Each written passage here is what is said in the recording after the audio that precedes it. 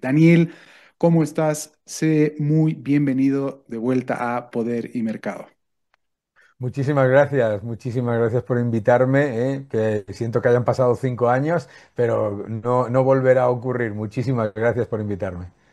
No, el que ha tenido el que ha tenido el descuidado de no invitarte antes he sido yo por distintos factores, vamos, pero qué mejor motivo. Bueno, mira, hablemos del nuevo orden económico mundial, es de lo que vamos a hablar, pero hablemos primero del viejo orden económico mundial. ¿Por qué te has visto en la necesidad de escribir un libro para describir este nuevo orden económico mundial? ¿Cómo era antes y cómo lo estás viendo hoy en términos muy generales? Bien, hemos vivido en los últimos 20 años un avance de lo que yo llamo el estado depredador. Este globalitarismo que decía un famoso autor europeo, en el que los estados se dedicaban a perpetuarse en el poder a través de organismos multilaterales y con unas políticas tomadas sin que nadie les votase, ¿verdad? Con un objetivo clarísimo que es el del control social y el aumento constante del poder del Estado en las economías. Se ha blanqueado el socialismo en el foro de Davos, en los grandes foros internacionales, etcétera, y hemos visto como poco a poco se iba normalizando la destrucción de la libertad individual, la pérdida de las oportunidades en cuanto a defensa de la libertad empresarial y, por supuesto, una enorme preocupación por ese avance de la autocensura y esta neo-inquisición woke. Ese es el orden al que nos estaban llevando. La tecnología y el avance de personas como Milei en Argentina, como Meloni en Italia, como Donald Trump en Estados Unidos, etcétera, etcétera, diferentes como son esos perfiles, suponen una ruptura. Es la ruptura de esa percepción de un inexorable aumento del poder del Estado de una manera depredadora, ¿no? Ese Estado depredador que pasa de ser un Estado que está al servicio de las familias y de las empresas para ser un Estado que se convierte en neofeudal y neoinquisidor para poner a las familias y a las empresas a su servicio, ¿no? Entonces, yo creo que eso, la tecnología, el cambio, el movimiento péndulo que ha habido en el mundo en cuanto a la percepción sobre las ideas de la libertad, hay un factor clarísimo que es el efecto Milley y otros similares que yo creo que son muy esperanzadores, ¿no? Vamos a comenzar a hablar de Javier Milei sin duda, porque, por cierto, tiene muy buenos comentarios sobre tu último libro, sobre el nuevo orden económico mundial y cómo lo ve él mismo al mismo tiempo. Pero hablemos, vamos un poco con orden, hablemos un poco de Donald Trump y el nuevo gobierno de Donald Trump. ¿Qué es lo que tú estás viendo con Donald Trump? ¿Tú crees que este es un mejor Donald Trump que el primer gobierno? ¿Cuáles son las mejores cosas que rescatas de él? ¿Cuáles son las cosas que te llaman la atención? ¿Cuáles preferirías que comience a corregir de repente? ¿Qué estás viendo con Donald Trump y el liderazgo que comienza a tener en el mundo ahora mismo?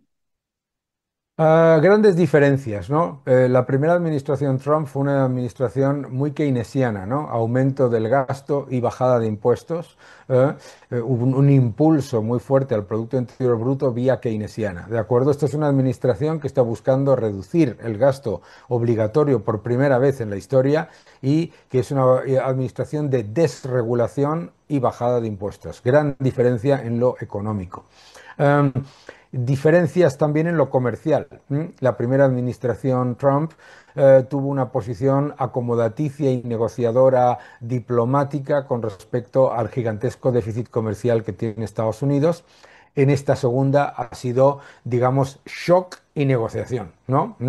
Y es verdad que eso ha generado un enorme revuelo y se habla constantemente de los aranceles de Trump, pero no podemos olvidar que los aranceles son la norma en el comercio mundial y que él ha utilizado el arma de los aranceles para negociar una mejora del comercio mundial y una mejora y una liberalización del comercio mundial y eso termina en unas negociaciones con Reino Unido, con China, con Arabia Saudí, Qatar, Emiratos, etcétera, que son muy positivas tanto para Estados Unidos como para esos otros países. Pero yo creo que el factor esencial y menos popular o, bueno, o menos mediático de esta administración han sido dos. El primero ha sido el de la prohibición de las monedas digitales de los bancos centrales, algo que me parece absolutamente clave como defensa de la libertad y defensa de la libertad individual. Y la segunda es la batalla cultural contra el wokismo. Que eso que ha sido una plaga, un virus desastroso que ha destruido lo que es un país libre y de confrontación de opiniones, como siempre ha sido Estados Unidos, la defensa de la libertad de expresión y la defensa de la libertad monetaria. Todos esos factores me hacen ser bastante más positivo con la administración Trump de lo que los medios de comunicación anuncian, ¿no? Y además me parece que es muy importante para los liberales y libertarios que vaya bien la administración Trump y que tenga éxito, porque si no, la alternativa hubiera sido probablemente la introducción del socialismo de manera inexorable en Estados Unidos a través de ese caballo de Troya que era Kamala Harris, ¿no? Por ejemplo, ¿cuál es o cuál era la principal amenaza de las monedas fiat digitales que tienen que, por cierto, para el público distan muchísimo de ser Bitcoin o de ser Eso criptos y es. demás? Son monedas fiduciarias digitales. ¿Qué constituye el mayor peligro de estos proyectos de los bancos centrales? Para que lo entienda la gente, una moneda digital de un banco central no es lo mismo que el dinero electrónico, que es lo que utilizamos habitualmente todos nosotros. El dinero electrónico es dinero que es completa y absolutamente independiente y que tiene unos niveles de privacidad absolutamente claros, ¿de acuerdo? La moneda digital del Banco Central es que en vez de tener tu cuenta en tu banco, tengas la cuenta en el Banco Central. Y por lo tanto, el Banco Central tiene toda la información sobre lo que compras, lo que vendes, lo que ahorras, lo que inviertes y lo que debes. Además de toda la información sobre si tienes multas de tráfico, si los títulos universitarios que puedas tener, tus propiedades, etcétera, etcétera. Se trata de una medida de control social disfrazada como dinero. Y no es como bien tú has dicho, no es como el Bitcoin, ¿no? El Bitcoin es una moneda descentralizada y completamente independiente de los bancos centrales y por lo tanto la privacidad es máxima. La moneda fiduciaria electrónica es verdad que tienes menos privacidad si Hacienda o el Estado quiere información sobre tu cuenta, la puede pedir, pero no la tiene inmediatamente. Y el otro elemento peligrosísimo de las monedas digitales de los bancos centrales es que son programables y fungibles. Para los que nos están viendo, eso significa que pueden eliminar el dinero de tu cuenta si lo consideran y que pueden hacer que ese dinero tenga una fecha de caducidad. Es decir, que cuando recibas tu salario, ese dinero tengas que gastarlo en un periodo mínimo o desaparece. ¿De acuerdo? Todo esto es extremadamente peligroso. ¿Por qué? Porque yo le explico siempre a la gente que no es lo mismo que yo tenga un policía dando vueltas alrededor de mi barrio, a tener un policía en mi nevera. Esa es la diferencia entre el sistema monetario en un banco comercial como lo tenemos hoy y el sistema monetario de las monedas digitales de los bancos centrales. Por eso el hecho de que la administración Trump lo haya prohibido, no solamente la que quería emitir la Reserva Federal, sino cualquier moneda digital que emita un banco central, es esencial para defender la libertad individual. ¿Y cómo ves, por ejemplo, al respecto a la postura de alguien como Christine Lagarde en la Unión Europea o el Banco Central Europeo o el FMI respecto de estas monedas fiduciarias electrónicas? ¿Van a seguir presionando? Es más, Lagarde ha adelantado el proyecto, ha dicho que va a animarse a implementarla mucho antes de lo previsto. ¿Cómo ves este Sí. asunto? ¿Es una amenaza que va en contra? ¿Qué está sucediendo con la Unión Europea respecto a Estados Unidos y el liderazgo de Trump? ¿Van por vías separadas? ¿Qué está sucediendo ahora mismo en la Unión Europea? Por ejemplo, voy un poco más allá incluso. ¿Cómo ves el liderazgo de Meloni en Italia y Sí. para la Unión Europea? ¿Y por qué hay tanta falta de liderazgo en la Unión Europea al respecto? ¿Por qué no hay otra Meloni, por ejemplo?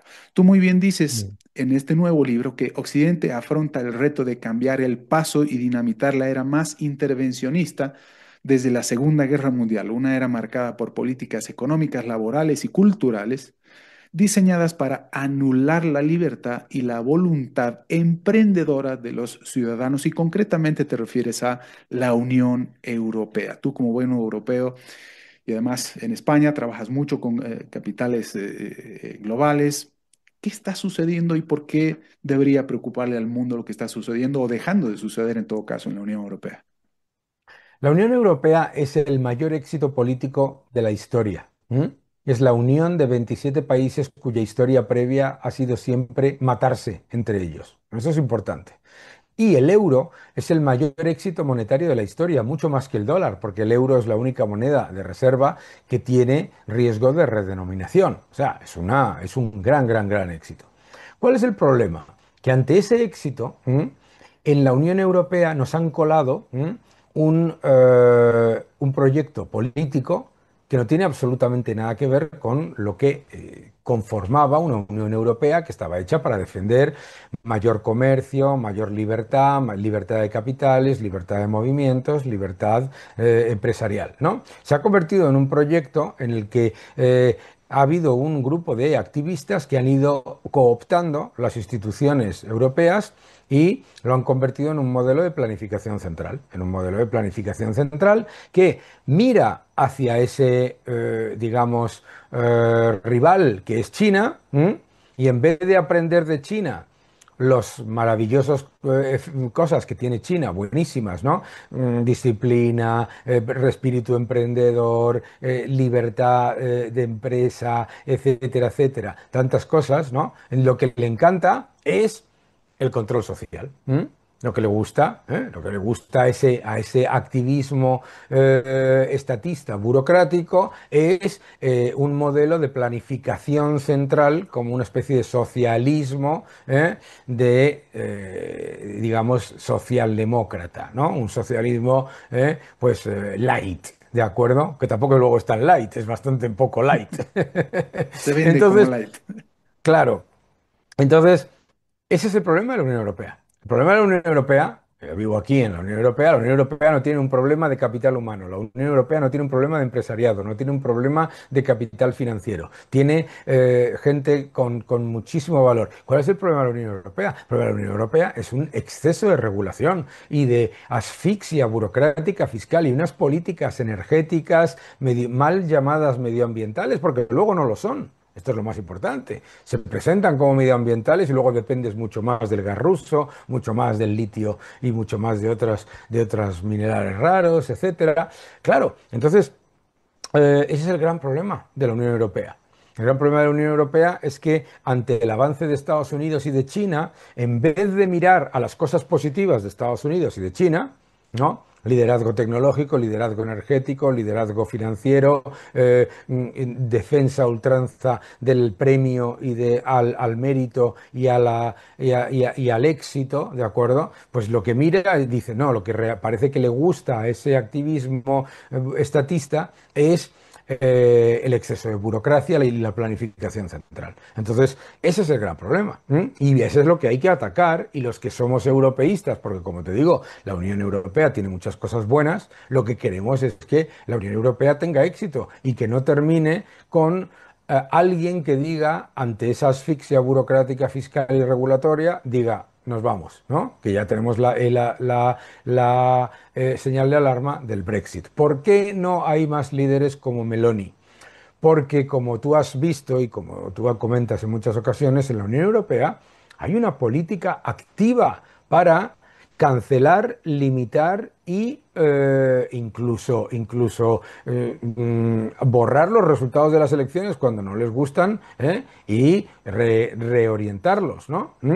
Pero la libertad está avanzando.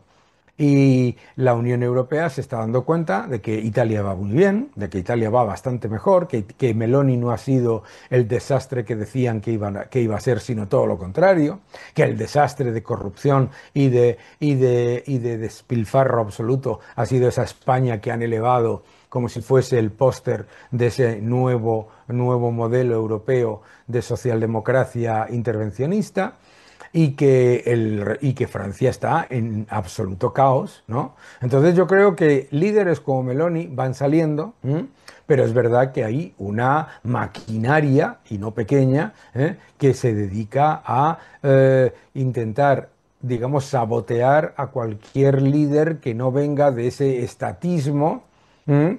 conformado por los grandes grupos digamos, están en el Parlamento Europeo, ¿verdad? ¿Cómo anda la dependencia energética de la Unión Europea respecto de Rusia? Y al mismo tiempo, desde luego que vamos a hablar de Ucrania. ¿Qué es lo que ha venido sucediendo de un tiempo a esta parte? Es decir, ¿la Unión Europea Ujú. realmente ha sido capaz de reducir esa dependencia en los últimos 3 años? La gente pensaba que realmente iba a estallar una tercera guerra mundial a partir de la invasión de Rusia en Ucrania. ¿Qué es lo que has visto? ¿Cuál es la situación ahora mismo? Y si eres optimista o no en ese sentido. ¿Qué está sucediendo? Yo soy optimista. No soy optimista porque es verdad que la guerra de Ucrania es muy compleja, muy complicada. ¿Por qué? Porque hay dos bandos que piensan que están ganando. ¿M? Entonces, cuando hay dos bandos que piensan que están ganando, la solución es muy difícil. ¿Eh? Pero sí soy optimista porque veo que se están desmontando un montón de narrativas que han sido completamente, absolutamente falsas. La primera es la que se reducía la dependencia de Rusia.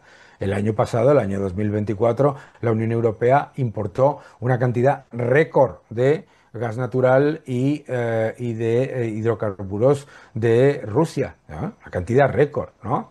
Eh, y esto es muy importante, gas natural licuado, Francia, Bélgica y España, también cantidades récord de gas natural licuado ruso. Entonces, claro, ¿qué es lo que pasa? Pues que lo que pasa es que la Unión Europea ha perseguido a nivel estatal y a nivel europeo unas políticas energéticas que lo que han hecho ha sido aumentar significativamente la dependencia. Y yo siempre digo que hemos pasado de depender de Rusia a depender de Rusia y de China. Porque claro, no es que la Unión Europea haya mejorado en independencia energética, ¿no? No es que estemos desarrollando nuestras propias reservas como hace Estados Unidos o como hace China, ¿no? En la Unión Europea se ha pasado de depender del gas ruso y de depender de los hidrocarburos rusos a depender del gas ruso y sus hidrocarburos y además de las tierras raras y de los minerales que llegan de China para los vehículos eléctricos. Es decir, es lo que yo llamo una política energética de PowerPoint, ¿eh?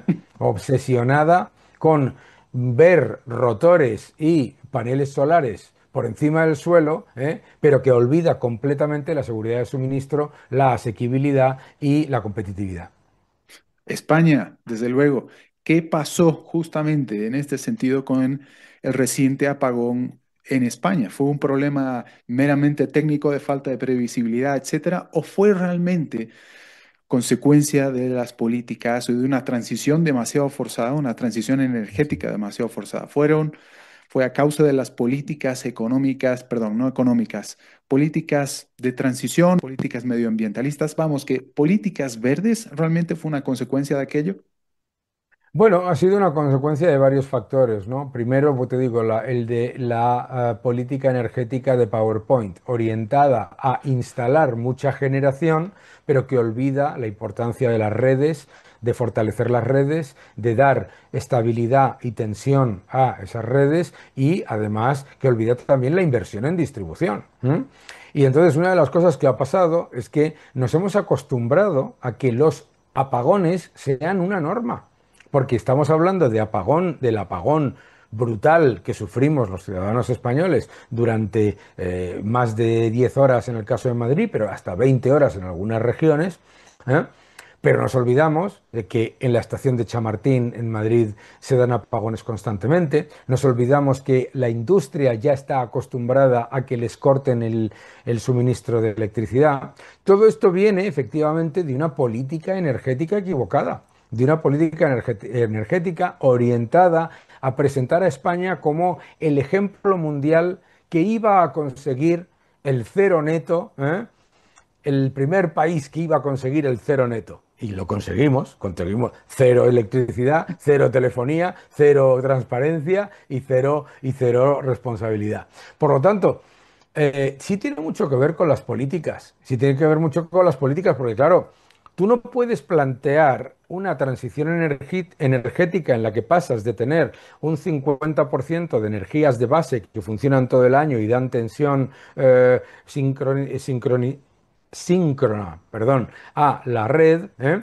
Y a tener una gigantesca generación de muchísimos pequeños operadores de solar y eólico, ¿de acuerdo? Que obviamente pues, no dan esa estabilidad a la red.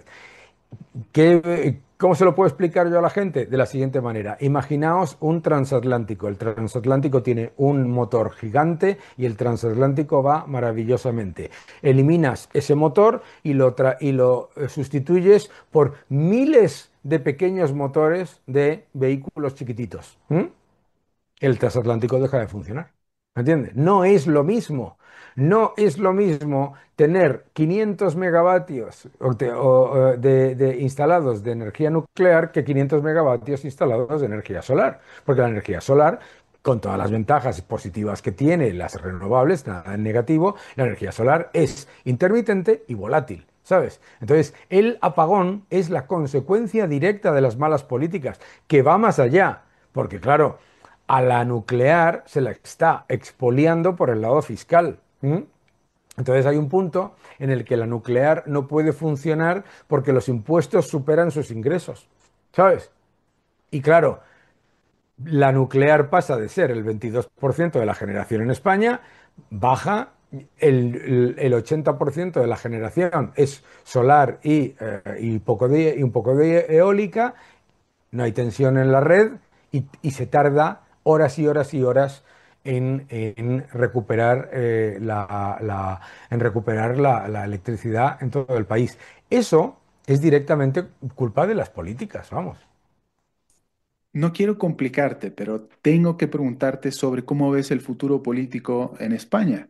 ¿Tú crees Mm, realmente que está pronto o que Sánchez podría, yo creo que no, que me vas a decir que no, desde luego, pero no puedo dejar de preguntártelo. ¿Crees que Sánchez finalmente termine dimitiendo ante semejante escándalo o acumulación de escándalos de corrupción en el partido y en el gobierno, en la cúpula? Y si además crees tú que la oposición con Feijóo, y aquí es porque digo que podría complicarte un poco, porque eres miembro del Partido No soy Popular, miembro del Partido ya Popular, no no, eres, no lo ok, soy. pero No, tú no, no lo he mantuviste sido. Yo cierta siempre he sido cercanía. independiente. Ah, estupendo. Ah, Valga sí, la aclaración, valga la aclaración. no De pasa todas nada. maneras, terminan siendo amigos, colegas, y demás. ¿Tú crees Sí, sí, realmente sí, que sí. Feijóo tenga la capacidad de asumir el desafío que habría en España una vez que termine el régimen de Sánchez o cómo ves a Vox al mismo tiempo? Yo sé que esta es una pregunta muy difícil también de responder porque no ha sucedido antes, pero existe, por ejemplo, la posibilidad de una alianza entre el PP y Vox o van a seguir enfrentados casi como si fueran los nuevos PSOE y Partido Popular, entre el Partido Popular Mm. y Vox, por ejemplo. ¿Qué es lo que estás viendo ahora mismo?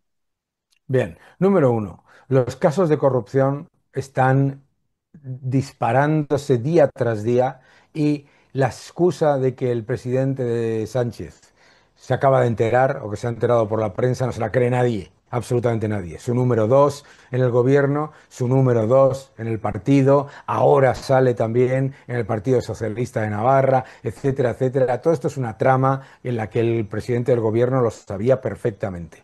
¿Cuándo va eso a llevar a que el presidente tenga que dimitir o tenga que tomar responsabilidades? Debería haberlo hecho ya. Debería haberlo hecho ya. Yo siempre digo que, uno, si como dice él no lo sabía, debería dimitir por incompetente. Dos, si como entiende todo el mundo, si lo sabía, debería dimitir por cómplice. En cualquier país serio, se lo dijo el otro día un diputado sueco en el Parlamento Europeo, en cualquier país serio eso significa la dimisión inmediata del gobierno y llamar a elecciones. Por lo tanto, no sabemos cuándo, pero yo creo que es inexorable, es inexorable. Todos los días sale un nuevo escándalo y todos los días ya no saben qué hacer. Hoy hemos visto a las fuerzas y cuerpos de seguridad entrando en la sede del Partido Socialista y de ministerios a llevarse ordenadores, etcétera. Bueno, pues esto es, digamos, Muy una latinoamericano agonía. todo. Sí, sí, no, no, esto es, vamos, pero si es que, claro, un gobierno que se ha conformado a imagen y semejanza del kirchnerismo, porque es lo que ha hecho, ¿de acuerdo? Pues obviamente, pues lo que ha hecho ha sido lo mismo que el kirchnerismo, ¿no? Eso por un lado.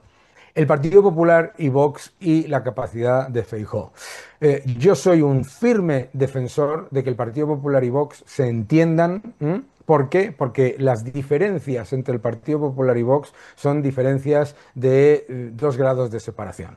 Y sobre todo porque lo que no pueden hacer es negar la evidencia de que el votante del Partido Popular y Vox, los ciudadanos de centro derecha y derecha, son personas que son hermanos y que tienen los mismos principios y valores de defensa de la nación, de la libertad de empresa, la libertad individual y las instituciones independientes. Punto. Entonces, lo primero es que yo nunca jamás voy a entrar en una diatriba de es que hay que ver el PP o es que hay que ver Vox. No, señor. Yo siempre digo que yo soy beligerante con los buenos y beligerante con los malos. Es decir, que yo con los buenos a apoyar y que se unan, porque la unión es importante, y que se unan desde la discrepancia. Por supuesto que pueden tener discrepancias, pero tienen la obligación de responder al reto al que se enfrenta España, con una propuesta en la que los dos partidos se entiendan. Eso lo veo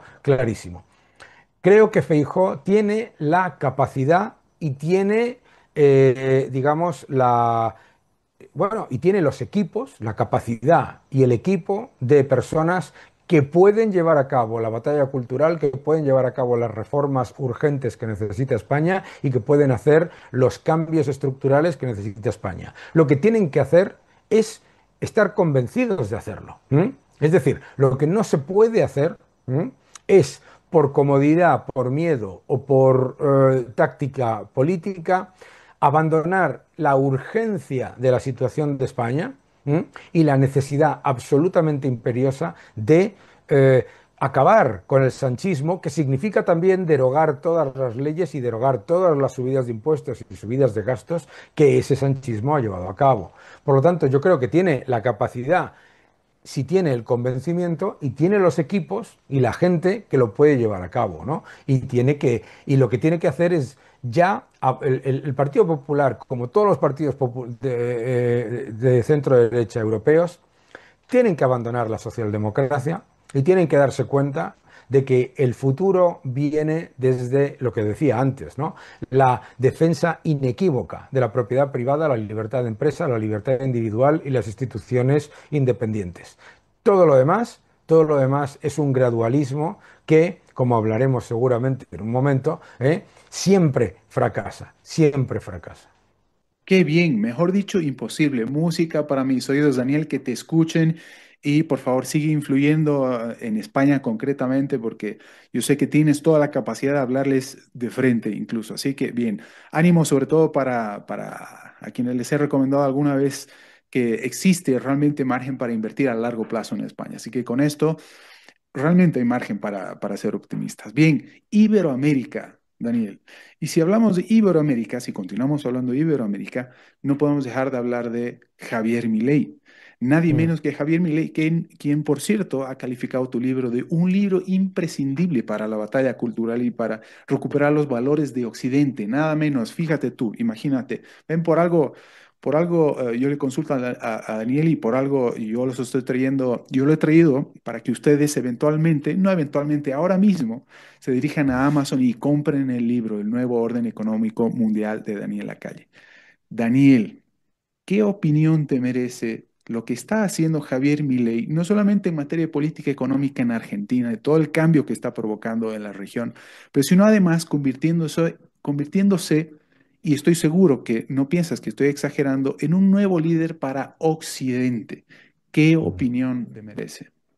No, no, absolutamente. Yo creo que el gran éxito de Javier Milei es el de dar la batalla cultural sin el más mínimo tipo de complejo. El de dar la batalla cultural y el de defender las ideas de la libertad sin ningún tapujo, sin intentar disfrazarse, no, con la absoluta claridad del que sabe que tiene razón. Y yo creo que eso ha tocado el corazón de muchísimas personas, millones de personas en el mundo que cuando yo pues subo una foto mía con él, porque somos amigos desde hace tiempo, pues en todos los países, Milei, lo que se necesita este país, la frase más repetida en el mundo por donde voy yo es lo que necesita este país o lo que necesita esta región es un Milei, ¿de acuerdo? ¿Y qué es lo que significa un Milei? Un Milei significa una persona que dice, no, el socialismo es miseria. El Estado no es la solución, es el problema. Imprimir moneda es robo. Los impuestos son robo. El Estado lo que tiene que hacer es echarse hacia atrás y dejar respirar al sector privado. Es decir, mucha gente habla del éxito de Milei y decía el otro día alguien, un periodista, me preguntó que qué me parecía el experimento de Milei. Y claro, yo le dije, es que esto no es un experimento, es que esto es la lógica económica. Es que lo que ha sido un experimento ha sido el socialismo del siglo XXI. Lo que ha sido un experimento ha sido la introducción de este estatismo depredador que comento en el libro. ¿Sabes? Ese ha sido el experimento. Que que si dejas al sector privado respirar, que si dejas a las familias respirar, que si bajas los impuestos y no te dedicas a destruir el poder adquisitivo de la moneda imprimiendo moneda, que si llevas a cabo una política de superávit fiscal, que todos esos factores son positivos para la economía, lo sabe cualquiera, lo saben hasta los propios que dicen que no funciona. Lo que pasa es que esos viven del estatismo, ¿sabes? Lo saben, claro que lo saben. Por eso el socialismo siempre tiene que venderse poquito a poquito, porque claro, para mí el éxito de Javier Milei es ese. El éxito de Javier Milei es que es el primer presidente de Hispanoamérica, yo creo, claramente, y de Iberoamérica, yo creo que es el primer presidente en décadas que ha ganado las elecciones con el mensaje de, uno, no hay plata. Dos, no solamente tenemos que llevar a cabo un ajuste, sino que tenemos que llevar a cabo un ajuste urgente que será duro a corto plazo, pero que va a generar resultados muy rápidamente. Y así ha sido. Así ha sido. Es que ya en el primer trimestre del año 2025, la economía de Argentina estaba volando en cuanto se le ha quitado la bota en el cuello. Entonces, yo soy, vamos, absoluto, bien, nunca he tenido la más mínima duda de que las políticas que estaba implementando Javier Milei iban a funcionar, pero creo que es muy importante no solamente que dé la batalla cultural, sino la demostración de que están funcionando para que esa ola de libertad que está creciendo en el mundo, pues se convierta en un tsunami de libertad, claro. Ojalá suceda esto también en Bolivia, nada menos. Tú sabes que tenemos elecciones generales y curiosamente, en agosto, tan pronto como en agosto, y curiosamente, después de 20 años casi, existe la posibilidad de que realmente gane la oposición. Ya ganó, ya había ganado en 2019, pero hubo Mm. un fraude extraordinariamente grande, monumental, escandaloso, vergonzoso, pero se mantuvo el movimiento socialismo en el poder. Izquierda radical, vamos, socialismo del Sí. siglo XXI, los amigos de Podemos en España, los teóricos del plurinacionalismo y demás.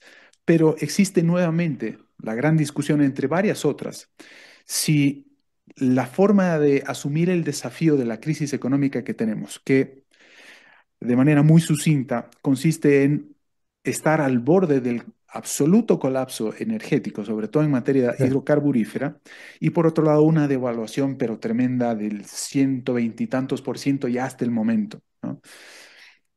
¿Qué opinión te merece lo que está sucediendo en Bolivia? Porque yo sé que estás muy al tanto de todas maneras. Vamos, si hablas de Occidente no puedes dejar de hablar de la pequeña Bolivia de todas maneras, pero es un caso que llama mucho la atención. Fue el primer laboratorio del Estado plurinacional o de justamente el Mm. plurinacionalismo que nada menos se quería copiar en un lugar como España. Así que Sí. mira, las discusiones ahora mismo son gradualismo o estrategia de shock. ¿Cómo se asumiría primero una crisis económica tan grave como la que tenemos ahora mismo en Bolivia? Déficit fiscal de casi el 12%, para que te des una idea. Ya no hay Sí. margen de maniobra en política económica, no hay posibilidad de seguir obteniendo financiamiento externo, vamos, etcétera. Es una ensalada impresionante. Pero ¿por dónde comenzarías tú? Bien, el problema de Bolivia. El problema de Bolivia es muy sencillo. El problema, y y muy complejo a la vez, ¿no? El problema de Bolivia es que es un país que tiene un enorme potencial, en el que podría estar atrayendo inversión como el que más, etcétera, y siempre, se ha priorizado la política de frenar con respecto a las políticas de avanzar y de atraer inversión. Es decir, siempre se ha priorizado una visión de un Estado fagocitador que utilizaba la destrucción del poder adquisitivo de la moneda, ¿no? Y además un gigantesco problema fiscal. Um, ¿Por qué es absolutamente imposible llevar a cabo un proceso de mejora de la economía de Bolivia vía gradualismo? Por una sencilla razón. Porque el problema de Bolivia, igual que era el de Argentina, no es el de tener un cortecito en el dedo. El problema es que tiene gangrena y la gangrena o la cercenas o mata al organismo. ¿M? Es una gangrena. Y el problema de Bolivia no es un problema de subir los impuestos. Siempre se hace lo mismo. ¿Eh? Hoy es que hay déficit fiscal, vamos a hacer una reforma fiscal. ¿Qué es reforma fiscal en Bolivia? Subir los impuestos, qué cachondos. ¿Eh? Esto es lo más fácil, ¿no? Y claro, ¿qué es lo que pasa? Más déficit fiscal, etcétera, etcétera, etcétera. ¿Qué es lo que tiene que hacer inmediatamente? Es que se tiene que entrar con la motosierra. ¿M?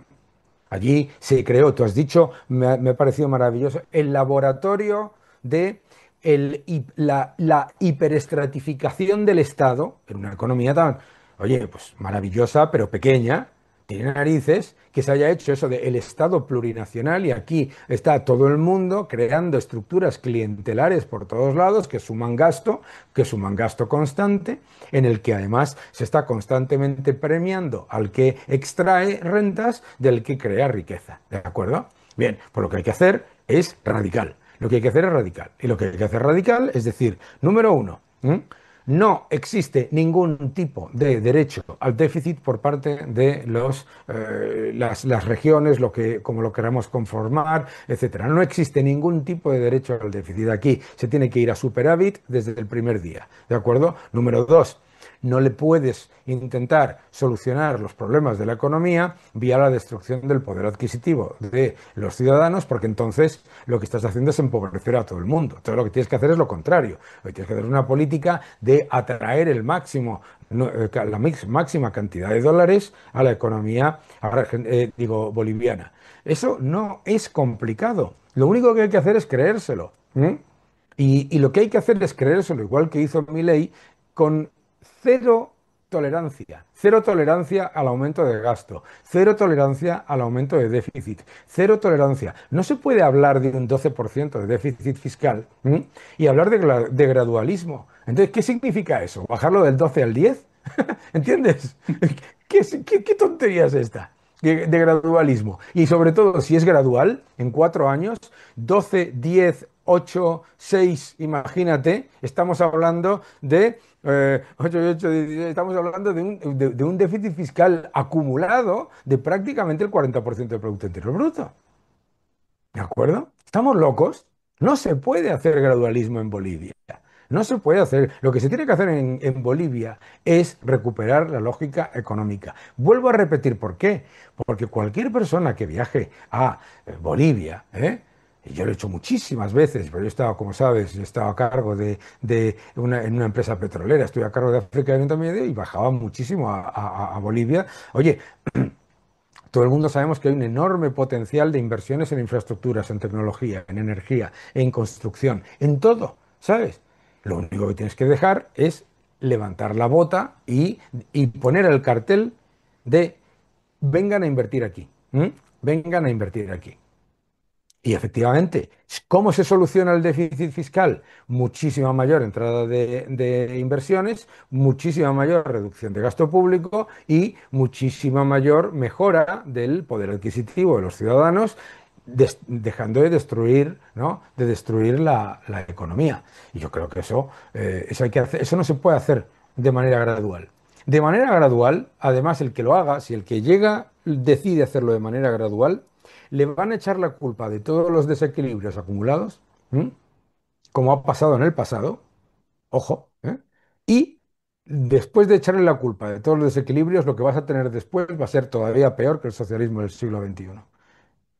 Fantástico. Es decir, no devaluar, no incrementar impuestos, estrategia de shock, un ajuste además Claro, muy decidido, no del 1, 2, 3% apenas del Producto Interno Bruto, sino a lo Milei 30, 40% del Producto Interno Bruto y apertura comercial con atracción, lógicamente, claro, de cuanto capital privado internacional sea posible, ¿no? Y en eso nos vas a ayudar a tus clientes o a las personas con las que hablen, pues dirán las oportunidades que así como las hay en claro, España, las habrá también en Bolivia, porque las oportunidades claro. son muy grandes también.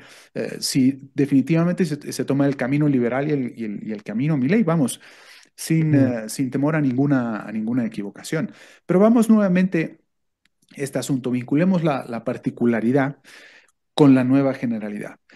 Uno de los grandes problemas que va a tener que asumir Bolivia en el muy corto plazo son los efectos de la guerra Israel e Irán, porque va a disparar los precios internacionales del petróleo. Probablemente ya los tendría que haber disparado mucho más, nos explicarás eso, porque no ha subido todavía más el precio del petróleo, pero en la medida que el precio del petróleo se incrementa, se dispara más el déficit fiscal en Bolivia, porque la capacidad productiva que existe en YPFB, la petrolera estatal, cae, tenemos precios subvencionados, es decir, controles de precios, y al mismo tiempo se incrementa el precio por el cual tenemos que importar combustibles, pero para el cortísimo plazo. Como te decía, esta es una ensalada explosiva, una mezcla de factores extraordinaria. Pero yo como ciudadano, ¿qué hago en todo este entorno? Y por cierto, ni siquiera hemos hablado todavía de la China, pero ya lo veremos luego. ¿Cómo hago yo como ciudadano para defenderme de todo esto? Yo veo cómo se está disparando de manera simultánea también el oro. Dicen que se está devaluando el dólar y que por tanto está condenado a terminar con su condición de moneda internacional de reserva, que por cierto es un mito, lo has estado mencionando muy bien en tus videos más recientes. ¿En quién confío? ¿Dónde me refugio y cómo lo hago? Como inversión, ¿verdad? Sí. Correcto. Bueno, yo lo primero, a ver, el tema de Irán e Israel, ¿por qué no sube tantísimo el precio del petróleo? Fíjate, para la gente que nos está viendo, tienen que poner en común tres noticias que les parecerán inconexas, pero que están completamente conectadas. En junio, la Internacional de la Energía Atómica lanzó la resolución más dura contra Irán con respecto a su programa nuclear, advirtiendo de que su programa nuclear no había ninguna manera de justificar que fuera pacífico y que no había ninguna manera de, digamos, verificar la transparencia de ese programa. Número dos, ¿m? Justo después de esa fortísima, vamos, yo no he visto nunca una resolución de la Organización Internacional de la Energía Atómica como esa, justo después de esa resolución, vino como sorpresa y la gente no entendía por qué. Un aumento de producción de la OPEP absolutamente brutal. Tres aumentos de producción de unos 400.000 barriles al día, cada vez con un objetivo de inundar el mercado de petróleo. Y claro, un montón de gente decía, pero bueno, se han vuelto locos, ¿por qué va Arabia Saudí, Rusia, Emiratos, todos estos a aumentar producción en un entorno en el que con la ralentización de China, etcétera, bueno, pues el crecimiento de la demanda no es tan potente, ¿no?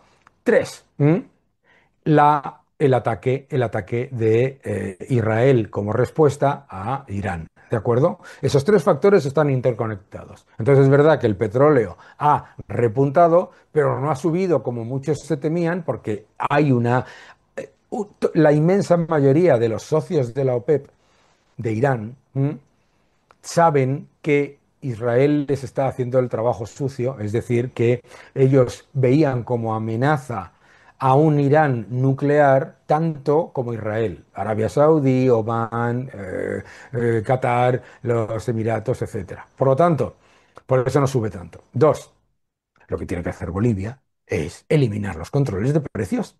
Los controles de precios es una locura. Es una locura. Y además es una locura que hace ese efecto constante. Es decir, hace ese efecto que por un lado tienes un problema de escasez y por otro lado tienes un problema gigantesco de déficit, ¿no? Entonces, no, eso se tiene que acabar ya, igual que se hizo en el caso de Argentina. Tres, ¿cómo nos protegemos? ¿Qué es lo que tenemos que hacer? Lo primero es lo que no tenemos que hacer, no invertir en deuda soberana, ¿de acuerdo? Ya tenemos la evidencia, por todos estos factores que tú estás comentando, que los estados desarrollados no van a darte rentabilidad económica real por la inversión en sus bonos. ¿M? ¿Por qué? Porque obviamente están súper endeudados y prefieren, ¿sabes? Pues ese proceso lento de pérdida de poder adquisitivo, ¿de acuerdo? Por encima de la rentabilidad que te da el bono. Bien, eso no. Entonces, lo segundo que hay que hacer, hay que tener oro, hay que tener Bitcoin, ¿vale? Y hay que invertir en renta variable, ¿eh? Que te da esa exposición al aumento de la masa monetaria y a la vez a la mejora de los beneficios empresariales de aquellas empresas líderes, ¿no? Eso es lo que yo creo, creo que hay que hacer, es decir, hay que protegerse contra la inflación, que es una política, ¿verdad? Fantástico. Eh, el oro, el tema del oro y la posibilidad de que realmente el dólar esté terminando con su condición de moneda internacional de reserva. ¿Qué opiniones te merece semejante comentario o afirmación? Vamos a ver.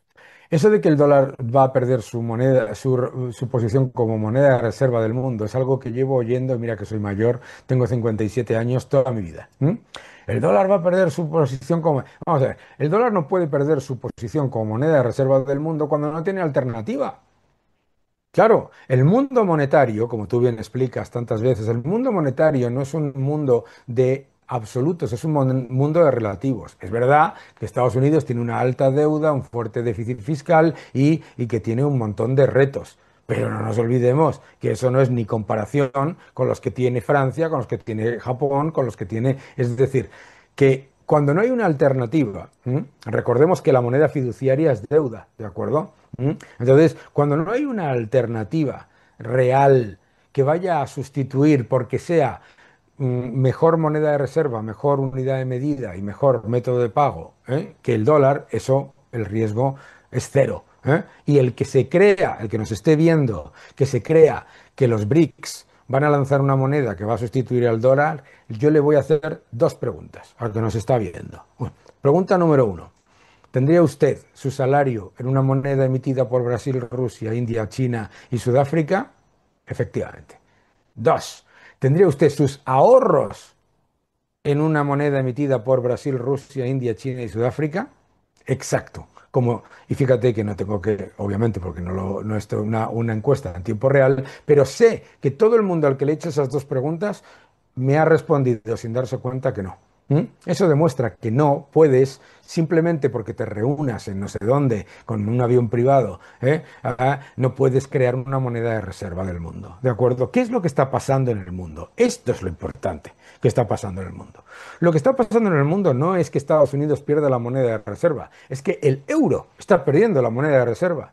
Tú has visto cómo el euro ha pasado de ser la segunda moneda de reserva en los bancos centrales del mundo a ser la tercera, y la dos es el euro. Es decir, se está deseurizando el mundo. Bien. Dos, lo importante es lo que está pasando con el oro, que los bancos centrales están volviendo a un patrón oro. Esto es increíble.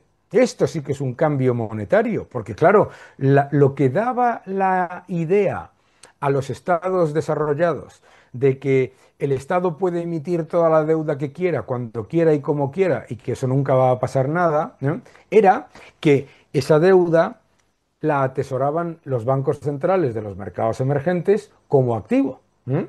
Cuando hablamos de que China tiene un montón de dólares en sus reservas, eso no son dólares, eso no son monedas, es deuda del tesoro, son treasuries, ¿no? Entonces, el gran cambio monetario que se está dando en el mundo es que los bancos centrales, no solamente el de China, sino el de Polonia, el de Omán, el de tantos y tantos, el de la India, están atesorando oro y reduciendo su exposición a deuda soberana. Y eso lo que nos lleva no es a que el dólar pierda la moneda de reserva del mundo, sino a que el dólar pierda el privilegio de poder emitir toda la deuda que quiera, cuando quiera y como quiera, que ha sido una falacia y una entelequia de muy poco tiempo, si lo miramos en términos de historia, ¿no? Entonces, eso es lo bueno. Lo bueno es precisamente que lo que está funcionando ahora como el corsé, como el freno que limita las veleidades expansionistas de los gobiernos de los países desarrollados, es el oro. ¿Mm? es que el Banco Central de China, el Banco Central de la India, cuando tiene que mirar a generar estabilidad y a generar solvencia, no busca bonos del tesoro, sino que busca oro. Fantástico. Bueno, para terminar, Daniel, una última pregunta. Si tú tuvieras que recomendarme alguno de los últimos álbums o discos de rock o heavy metal que hayas adquirido, ¿cuál sería el que más te ha gustado y llamado la atención? Recientes, bueno, yo Recientes. soy, a ver, vamos a ver por aquí, estoy mirando la colección. ¿Eh? Hombre, mira, a mí me encanta Shenjutsu de Iron Maiden. ¿Eh? Me ha gustado muchísimo, muchísimo el último álbum que publicaron. Me pareció que fue una un gran retorno de forma. No de heavy metal, ¿vale? Pero sí rock duro, etcétera. El último álbum de Dream Theater, ¿eh? Rock progresivo, metálico, mm, muy, muy particular. Y luego me gusta muchísimo, muchísimo el último álbum de Neil Morse, también es muy bueno, que estoy viendo por aquí. Eh, sí, por ahí me quedaría, ¿no? Yo creo que... Ah, el último de Judas Priest es un gran disco, The Invisible Shield. Es un gran álbum.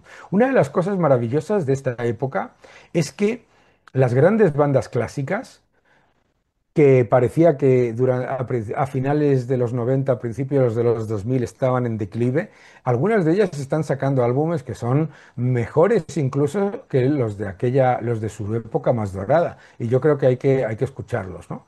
Pero sí, yo diría esos, ¿no? Dream Theater, Iron Maiden, Judas Priest y Neil Morse. Genial. A falta de uno, cuatro. Y además extraordinarios. Genial. Es verdad Daniel, que no me habías sabes. dicho uno. No, pero pues Eso es qué lo que mejor. pasa eso es lo que pasa por preguntarme sobre música. Sí, y podríamos seguir, te lo aseguro. Hombre, te agradezco enormemente, muchísimas gracias por tu generosidad y tu tiempo. Y pues me voy a encargar de que todo el mundo te escuche todavía más de lo que ya te escucha. Pero bueno, en fin, te mando un fuerte abrazo, no dejes de escribir, por favor, señores. Ustedes ya saben, el nuevo orden económico mundial, Estados Unidos, China, Europa y el descontento global con Ediciones Deusto, el último libro de Daniel Lacalle. No dejen de comprarlo ahora mismo. Daniel, fuerte abrazo y muchas gracias nuevamente. Fuerte abrazo y fuerte abrazo a todos en Bolivia y en toda Hispanoamérica.